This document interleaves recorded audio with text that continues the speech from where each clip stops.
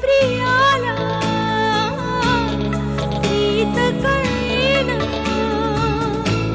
अभी अभी बघ ना प्लीज,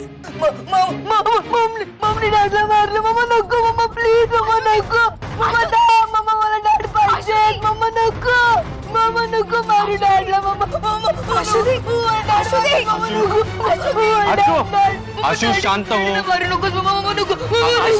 आशु शांत हो, आशु शांत हो, मी काय म्हणतोय ते ऐक जरा।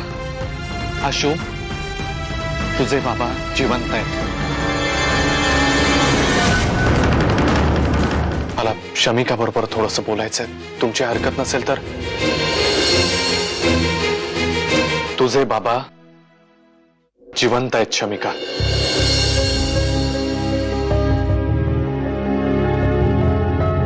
माझे बॉस मिस्टर R.D. सरपोतदार तेच तुझे बाबा आहेत। आशु आणि शमिका माझ्याच मुली आहेत। अजय, ती माझ्या आयुष्यातलं खूप मोठा सिक्रेट आहे। मला सांगताही येत नव्हतं आणि गप्प सुद्धा बसवत नव्हतं शमिका, म्हणून मी ममांशी सगळं शेअर केलं। आता मी सोडून हे फक्त ममांना माहिती आहे की तुझे बाबा जिवंत आहेत।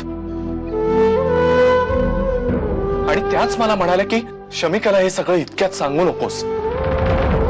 हॅलो हॅलो मम्मा, मम्मा तू लवकर इकडे ये। मम्मा आशुदीची तब्येत खूप बिघडली आहे। रिया डोंट पॅनिक, मी येते ठेव फोन। हो पटकन ये। आशुला अचानक काय झालं?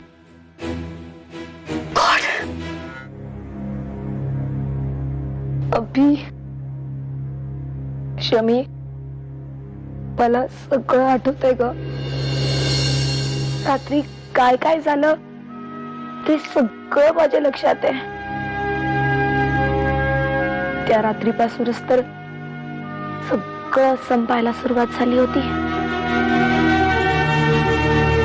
मी खूप घाबरले होते, लपून त्यांचं भांडण बघत होते।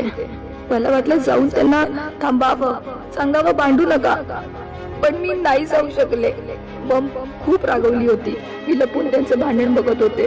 अनिरुद्ध, हे बघ, तू या घराबाहेर मला नाही काढू शकत। या घरावर माझाही तितकाच हक्क आहे। एक लक्षात ठेव, या घरातल्या माणसांवर तुझं प्रेम नाही, या वस्तूवरती तुझं प्रेम नाही, या वास्तूवरती तुझं प्रेम नाही। कसल्या हक्काच्या गोष्टी करतेस तू?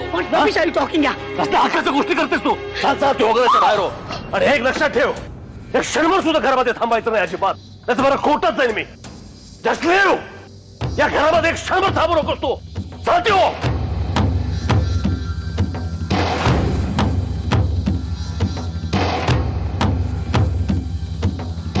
तुला वाटतं तितकं सोपं नाही अनिरुद्ध। ही संध्या तुला असं सोडणार नाही। You going to pay for this now. तुला माहित नाही अनिरुद्ध मी काय करू शकते ते। आणि हे बघ, आता या क्षणी तुला तेच दाखवून देणार। मूर्खपणा करू नको। Stop the gun, listen me संध्या।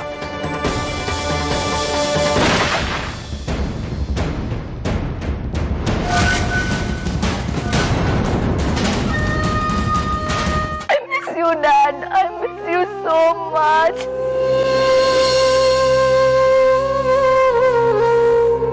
तुमच्या या अशा वागण्यामुळे आशुचं अख्खं लहानपण करपलं गेलं। अनिरुद्ध जिवंत आहे। हो, पण तुम्हाला ते आत्ता कळतंय, मी सांगितल्यावर। तोपर्यंत तुमच्यासाठी ते मेलेलेच होते, कारण तुम्ही त्यांना मारलं होतं। आशु तिथून पळून गेल्यानंतर काय घडलं ते आम्हाला सगळ्यांना ऐकायचं आहे मामा। काय ग ताई, काय केलंस तू? ह्याचं माझं भांडण झालं। मला तो घराबाहेर काढत होता। मला खूप राग आला म्हणून मी माझी बंदूक काढली। पण मी बरोबर, एक मिनिट, तू जरा आधी शांत हो आणि आता पुढे काय करायचं ते ठरव। मी नाही मारलं याला। अगं नुसती बघत नाही उभी राहिली आहेस तू? काय करतेस? चल ना लवकर। अगं कुणी यायच्या आत या डेड बॉडीची विल्हेवाट लावायला हवी।